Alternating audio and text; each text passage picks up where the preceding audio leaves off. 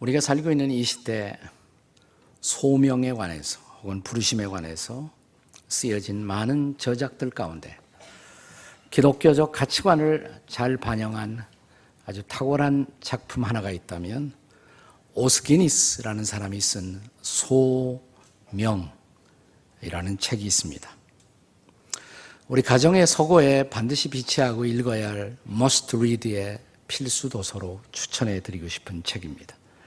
이 책에서 저자는 모든 하나님의 백성들이 경험하는 부르심을 두 가지로 나누고 있습니다. 1차적인 소명, 2차적인 소명. 1차적인 부르심, 2차적인 부르심으로 나누고 있습니다. 1차적인 부르심이란 하나님께로의 부르심. 즉 우리가 하나님의 부르심을 듣고 하나님 앞에 나와 하나님을 믿고 하나님의 자녀가 되고 그리스도인이 되게 하는 소명. 이것을 다른 말로 말하면 우리로 새로운 존재가 되게 하는 부르심. 예수 믿으면 새 피조물이 되잖아요. 새 존재로의 부르심이라고 할 수가 있습니다.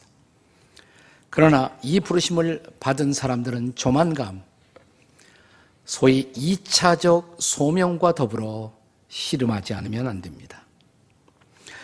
2차적 소명, 2차적 부르심이란 다른 말로 사역애로의 부르심이라고 할 수가 있습니다. 내가 그리스도인이 되었지만 하나님의 백성이 되었지만 그러나 이제부터 내가 그리스도인으로 하나님의 자녀로 어디에서 무슨 일로 하나님을 섬길 것인가 라는 이 과제가 바로 사역의 소명인 것입니다. 오늘 이 주일 예배 자리에 나와 있는 여러분들 대부분은 아마도 1차적 소명을 이미 경험하신 분들입니다. 그러니까 내가 예수를 믿었다면, 하나님의 자녀가 되었다면, 구원을 확신한다면 우리는 모두 1차적 부르심을 받고 그리스도 안에 새로운 피조물이 되고 하나님의 자녀가 된 것입니다. 그러나 여기 있는 상당한 분들은 아직도 내가 그리스도인이긴 하지만 하나님의 백성이긴 하지만 그러나 나머지 내 여생을 두고 어디에서 무슨 일로 하나님을 섬겨야 할 것인가 라는 문제를 붙들고 아직도 씨름하고 기도하고 있는 분들이 상당히 많을 것입니다. 우리가 소명을 감당하고 살아야 한다는 의미가 반드시 교회 내의 어떤 사역을 해야 한다는 것을 의미하는 것은 아닙니다.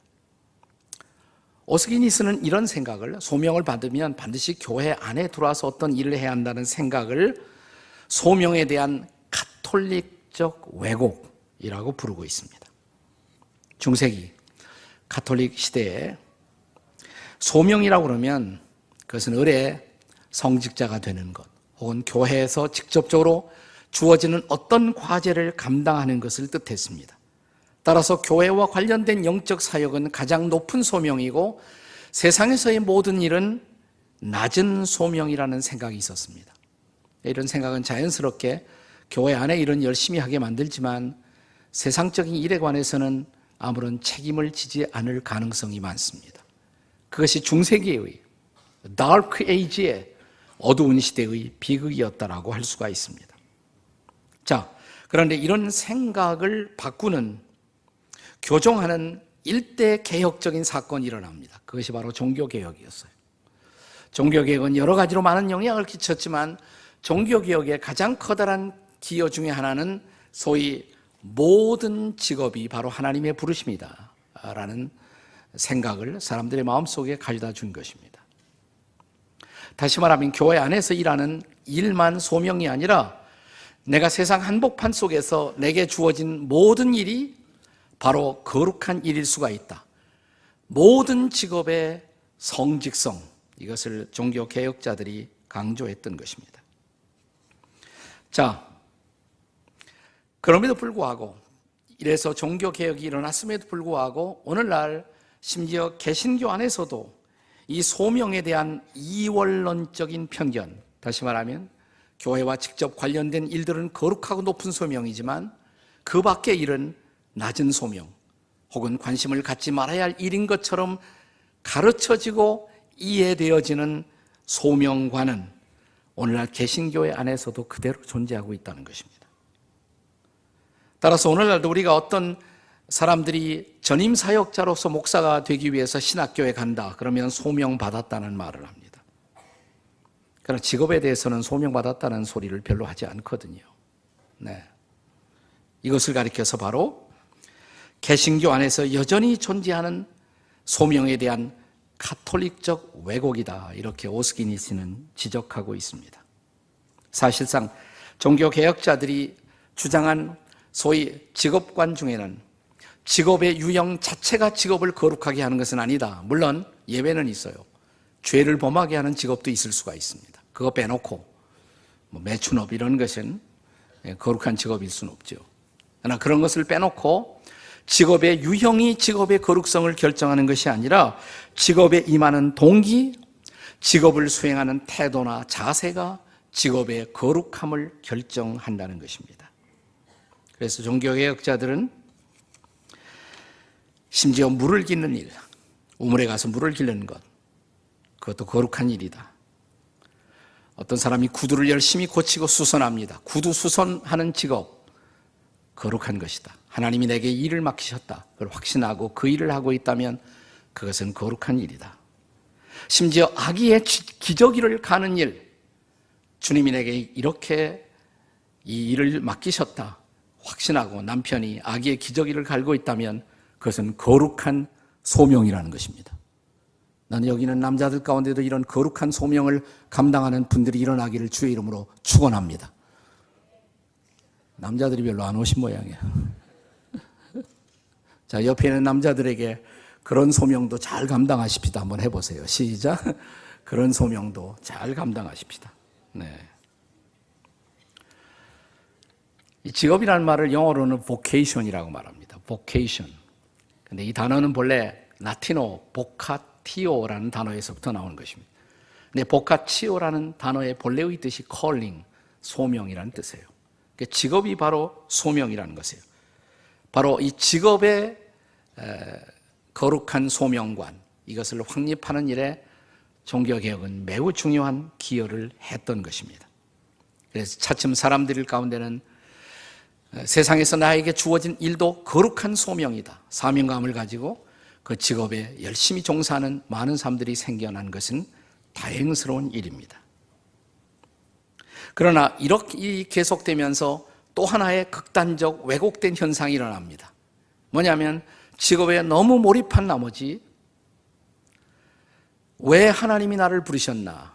라는 직업의 동기를 망각하고 직업 행위 자체만 몰두하고 또 직업을 통해서 내게 돌아올 수 있는 이익을 창출하는 일에만 매달려서 나를 직업의 장으로 부르신 하나님을 망각하는 현상이 서서히 일어나기 시작합니다.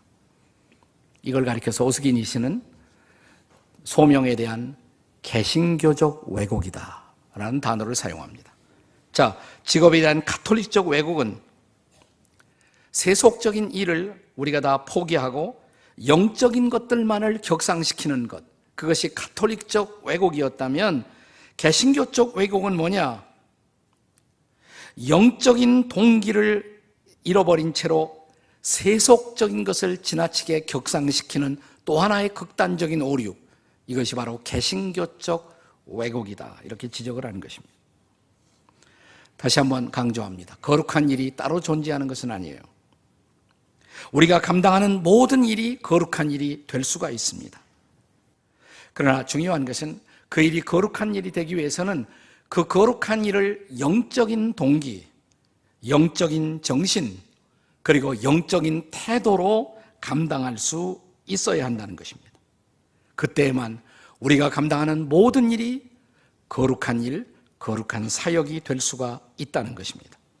그래서 오늘 우리는 과거 구약성경 에스라가 살고 있던 시대에 이제 이스라엘 백성들이 바벨론 포로에서 해방되어 시온의 땅으로 다시 돌아옵니다.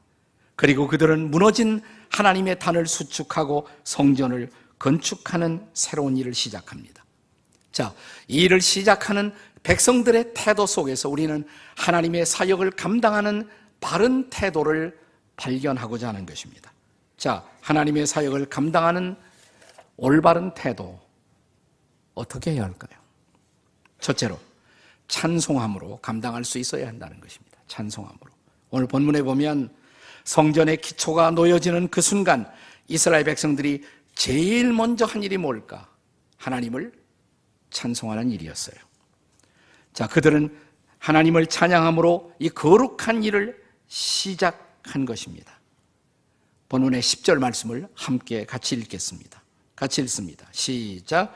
건축자가 여호와의 성전에 기초를 놓을 때 제사장들은 예복을 입고 나팔을 들고 아삽 자손 레위 사람들은 제금을 들고 서서 이스라엘의 왕 다윗의 규례대로 여호와를 찬송하되, 여기서 우리가 주목해야 할 단어는 다윗의 규례대로라는 단어예요. 다윗의 규례대로. 다윗의 규례대로 하나님을 찬양했다. 다윗은 무슨 일을 하든지 먼저 하나님을 찬양하고 일을 시작합니다. 그런 다윗이 하나님의 마음에 합한 사람이 된 것은 결코 우연이 아닙니다.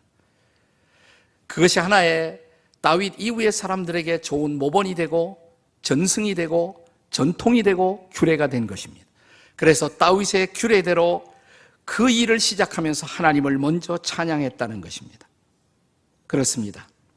하나님의 일이라면 그것은 당연히 찬양과 경배로 시작됨이 마땅하지 않겠습니까?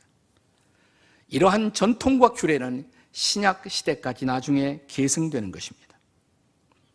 자, 그래서 우리가 로마서 12장 같은 데 보면 이제 바울 사도가 그리스도인들의 실제적인 삶, 봉사의 삶, 섬김의 삶을 가르치면서, 근데 우리가 정말 하나님을 섬기고 하나님 앞에 우리 자신을 드려 일하기 위해서 제일 먼저 해야 할 일이 뭘까? 로마서 12장 1절이 그 교훈을 가르치고 있죠. 자, 우리가 잘 아는 말씀인데 다 함께 같이 읽겠습니다. 시작.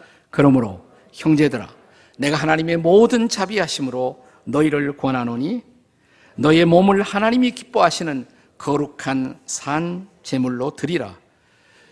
이는 너희가 드릴 영적 예배이니라. 우리가 하나님께 헌신한다는 것, 하나님의 일을 섬긴다는 것, 그 출발점이 뭐냐? 먼저 우리 자신을 드려야 한다는 것이에요. 그것이 바로 영적 예배라는 것입니다. 자, 하나님을 향한 일체의 섬김, 그것은 바로 하나님을 향한 우리의 헌신, 우리의 예배로 시작됨이 마땅하다는 것입니다. 우리가 사역을 찬양과 경배로 감당한다는 것은 무엇을 뜻합니까? 그것은 우리가 지금 감당하고자 하는 그 일이 그냥 사람이 아니라, 그냥 세속적인 일이 아니라 그것이 하나님의 일이라는 가치를 인정하는 것입니다. 중세기에 성당을 짓는 공사터 옆을 지나가던 사람이 거기서 일하는 인부들에게 물었다고 합니다. 아직 뭘 하는지 잘 몰랐으니까 뭘 하고 계시오? 그랬더니 인부 하나가 대답하기를 뭘 하다니요? 돈 벌고 있수다, 돈. 두 번째 사람이 인부가 이런 대답을 했다고 합니다. 뭘 하느냐고요? 보시다시피 집을 짓고 있습니다. 집을 짓고 있습니다. 세 번째 사람은 이런 대답을 했다고 그래요. 뭘 하느냐고요? 하나님의 집을 짓고 있지요. 똑같은 공사장에서 일하지만 이 세 사람의 시각, 퍼스펙티브, 세 사람의 전망과 생각은 얼마나 다른지요. 그렇습니다. 자, 이것은 우리가 하는 모든 일의 궁극적인 목적을 알고 있는 사람들만이 이 세 번째 사람 같은 대답을 할 수가 있을 것입니다. 그리고 이것은 비단 예배당을 건축하는 일에만 적용되는 레슨은 아니라는 것입니다. 자, 우리들 그리스도인들이 하는 일, 우리에게 맡겨진 일, 그 일이 무슨 일이든 하나님이 나에게 이 일을 맡겨주셨다, 그걸 확신하고 그 일을 시작한다면 그 일은 마땅히 하나님을 찬양함으로 시작해야 할 것입니다. 그런데 내가 어떤 일을 지금 감당하고 있으면서 마음에 하나님을 향한 찬양이 없어요. 하나님을 향한 예배의 마음이 없다 하면 난 그 일 차라리 안 하는 게 낫다고 생각해요. 그 사람에게 먼저 회복되어야 할 것은 찬양하는 마음, 그리고 하나님을 경배하는 마음이 먼저 회복되어야 그 다음에 일은 비로소 의미를 가질 수가 있다는 것입니다. 그렇습니다. 여러분, 우리가 감당하는 그 사역이 정말 하나님이 맡기신 거룩한 사역이 되려면 무엇보다 첫째로 찬양함으로 이 일을 감당하는 여러분과 제가 되시기를 주의 이름으로 축복합니다. 옆에 있는 사람들에게 찬양하며 일하세요. 우리가 하나님의 일을 감당하는 두 번째 중요한 태도는 무엇일까? 둘째는 감사함으로 감당할 수 있어야 합니다. 감사함으로. 에스라 시대 이스라엘 백성들이 성전 건축의 사역을 감당하면서 두 번째로 한 일이 뭘까? 감사의 일이었습니다. 자, 본문 11절 같이 보실까요? 11절 말씀 다 같이 시작. 찬양으로 화답하며 여호와께 감사하여 이르되 주는 지극히 선하심으로 그의 인자하심이 이스라엘에게 영원하시도다 하니 모든 백성이 여호와의 성전 기초가 놓임을 보고 여호와를 찬송하며 큰 소리로 즐거이 부르며. 자, 이 구절에서 핵심되는 단어, 키워드는 감사라는 단어입니다. 감사하며 이르되. 자, 이스라엘 백성들은 성전의 기초를 놓으면서 하나님을 찬양했고 이어서 하나님 앞에 감사의 고백을 드립니다. 뭐라고 감사했어요? 자, 지금까지 이스라엘 백성들이 살아왔던 역사를 정리해 볼 수 있다면 그들은 끊임없이 하나님께 불순종했고 하나님을 반역했고 또 하나님의 마음을 거스리는 죄 가운데서 살아왔습니다. 그것이 이스라엘 백성들이 바벨론 포로로 끌려갔고 70년도의 생활을 한 직접적 원인이기도 했습니다. 아니, 그것 때문에 예루살렘 성전이 무너진 원인이라고도 할 수가 있습니다. 그러나 때가 찬 시각 하나님은 그 백성들을 포로에서부터 풀어주셨고 시온의 땅으로 돌아오게 하셨고 성전을 다시 건축하게 하십니다.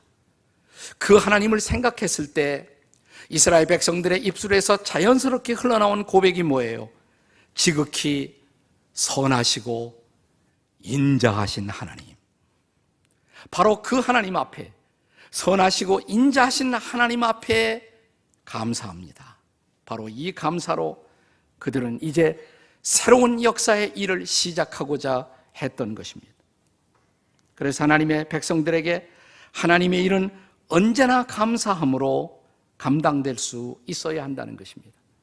내가 참 부족한데, 우리가 하나님 앞에 늘 연약하기만 한데, 늘 방황하고 늘 죄스럽기만 한데 하나님이 아직도 기회를 주시고 나 같은 사람을 쓰시고자 하시다니 감사해요. 이게 저절로 우러나오는 우리들의 고백일 수밖에 없다는 것입니다. 다시 주시는 은총의 기회, 우리들에게 다시 한번 하나님의 일을 맡기시는 은총의 기회, 감사할 수밖에 없잖아요. 사랑하는 여러분, 오늘은 어버이 주일인데 우리가 가정에서 부모님을 섬길 수 있는 기회 언제나 있는 것이 아니에요. 부모님들 곧 가세요. 할 수 있을 때 할 수 있는 방법으로 감사를 표현하는 일, 지금 해야 할 일인 것입니다. 교회에서 주어지는 봉사의 기회, 언제나 그런 기회가 주어지는 것은 아닙니다. 할 수 있을 때 할 수 있는 방법으로 감사함으로 주님을 섬길 수 있어야 합니다. 저희 교회 사회적인 명망이 있었던 한 분이 암으로 돌아가실 무렵 병상을 방문했을 때 그분과 나누었던 대화를 지금도 잊을 수가 없어요. 그분이 이런 얘기를 하더라고요. 제가 이번에 건강만 회복되면 꼭 교회 나가서 섬기고 싶었는데 그게 어렵게 된 것 같습니다. 참 안타깝습니다. 그분의 말을 들으면서 제 마음이 진실로 안타까웠어요. 그것이 인생이에요. 할 수 있을 때, 할 수 있는 방법으로 지금 하나님을 섬길 수 있다는 것은 얼마나 커다란 특권인지요. 우리 시대의 탁월한 설교가인 존 오트버그라는 사람은 영성의 사람의 특성은 감사의 감각이 발달된 사람이다라는 말을 했습니다. 여러분, 청각, 이 듣는 감각에 문제가 생기면 들리질 않아요. 큰 소리로 하지 않은 한 잘 들리질 않아요. 그런데 영성이 떨어지면 감사의 감각에 문제가 생긴다는 것입니다. 이런 사람은 감사의 능력이 결핍되어 있다는 것입니다. 감사한 마음이 없어요. 감사하는 마음이 없어요. 네. 그 왜 그러냐? 감사의 감각이 떨어졌기 때문에. 내가 뭘 뽑았는데, 복권이 당첨되었다. 그러면 갑자기 감사의 마음이 발동할지 모르죠. 대박이나 터지면 일어날 수 있는 감각. 그런 거 말고 가장 작은 것에도 감사할 줄 아는 사람. 이게 감사의 감각이 발달되는 사람이거든요. 뜨는 해를 바라보면서 감격할 줄 알고, 해가 지는 것을 보면서 나를 위해 아름다운 하늘을 치장하고 계시는 그분 앞에 감사할 줄 알고, 곁을 지나가는 사람들을 향한 미소를 바라보면서 그것 때문에 행복해서 같이 감사할 수가 있고, 내가 섬길 수 있고 내가 도울 수 있는 사람들이 내 주변에 있다는 사실 때문에, 그것 때문에 감사할 수 있는 사람, 이게 바로 영성이 발달된 사람의 특성이라고 그는 말하는 것입니다. 화가 로세티라는 화가는 이런 말을 했습니다. 무신론자에게 최악의 순간이 있다면 그의 마음속에 갑자기 감사할 마음이 생길 때이다. 그런데 그에게 감사할 대상이 없다는 것. 이것이 비극이 아닌가. 체스터턴이라는 영국의 유명한 그리스도인 작가가 있는데 그는 이런 말을 했습니다. 우리 아이들은 성탄절 아침에 일어나 양말에 들어가 있는 사탕을 보고도 감사하는데 두 발을 양말 속에 넣고 살아가면서 감사할 줄 모르다니. 사랑하는 여러분, 하나님을 알고 하나님을 신뢰하고 하나님과 동행하면서 하나님이 내게 맡겨주신 그 일을 오늘도 감당할 수 있다는 것, 이 벅찬 감사로 하루하루의 삶을 감당할 줄 아는 저와 여러분이 되시기를 주의 이름으로 축원합니다. 옆에 있는 사람에게 제발 감사하며 사세요. 이렇게 좀 제발 감사하며 사세요. 우리가 하나님의 사역을 감당하는 또 하나의 중요한 태도, 세 번째는 기쁨으로 감당해야 한다는 것입니다. 기쁨으로. 저는 지금까지 언급한 하나님의 일을 감당하는 태도들을 함께 나누고 있습니다. 찬송함으로 그 일을 하라고. 그 다음에 뭐예요? 감사함으로 그 일을 하라고. 세 번째는 기쁨으로 그 일을 하라고. 이 세 가지는 떨어져 있는 것이 아니에요. 연관되어 있어요. 연관되어 있습니다. 찬양하다 보면 감사하게 돼요. 감사하는 사람은 자연스럽게 기뻐할 수가 있는 것입니다. 자, 이제 12절 말씀을 함께 읽겠습니다. 본문의 12절 다 같이 읽겠습니다. 시작. 제사장들과 레위 사람들과 나이 많은 족장들은 첫 성전을 보았으므로 이제 이 성전의 기초가 놓음을 보고 대성통곡하였으므로 여러 사람들은 기쁨으로 크게 함성을 지르니. 성전의 기초가 놓여지는데 나이 많은 사람들은 대성통곡했다. 왜 그랬을까? 성경학자들은 아마도 첫 번째 성전에 비해서 두 번째 성전은 무척 초라했기 때문에 아마 그들이 마음의 슬픔이 있었을지 모른다, 이런 주석을 하는 학자들도 없지 않아 있습니다. 그러나 중요한 것은 이것입니다. 그래도 그 성전을 다시 회복할 수가 있다. 그래서 그들은 통곡 중에서도 기뻐합니다. 기쁨으로 함성을 질렀다고 합니다. 그것은 눈물로 범벅이 된 그런 기쁨이었을지도 모릅니다. 그것은 우리 같은 사람이 그래도 성전을 짓는 일에 쓰임을 받고 있구나라는 기쁨, 그리고 하나님의 꿈의 성전을 다시 세울 수 있다라는 기쁨, 이런 여러 가지가 복합적인 그들의 마음속에 기쁨을 가져다 주고 있었을 것입니다. 중요한 것은 이것입니다. 이 기쁨은 하나님을 바라보고 살아가는 사람들의 기쁨, 인생의 중요한 초점을 세상의 어떤 사건이 아니라 그분에게 맞추고 살아가는 사람들에게 주어질 수 있는 거룩한 기쁨이었던 것입니다. 기독교 천재 수학자였던 파스칼이 일찍 요절했죠. 이 사람은 30대 말에 요절을 했습니다만 마차 사고를 만나게 됩니다. 마차 사고를. 그리고 언어가 마비가 됩니다. 그런데 병석에 누워서 그가 생각하다가 어느 날 그는 놀라운 기록을 남깁니다. 파스칼의 평세에 나오는 대목이에요. 내가 말을 제대로 할 수 없지만 아직도 살아있구나. 아직 생각할 수 있구나. 아직은 내가 쓰임을 받을 수 있구나. 생각하다가 그는 방세의 유명한 단문의 한 구절을 남깁니다. 이 세상은 잊혀지네. 하나님을 제외한 모든 것이 잊혀지네.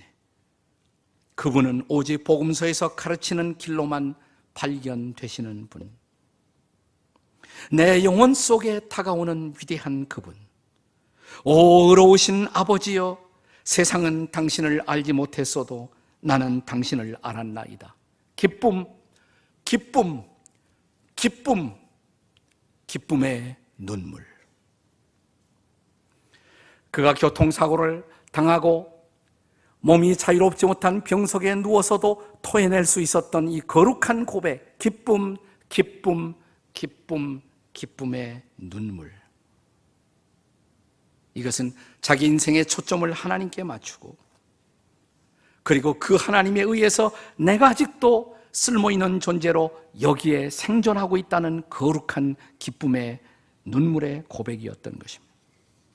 바울 사도는 에베소서 6장에서 종들의 사명은 사람들을 기쁘게 하는 것이지만 너희들 그리스도인들은 사람을 기쁘게 하는 자처럼 눈가림으로 인생을 살아서는 안 된다고 말합니다.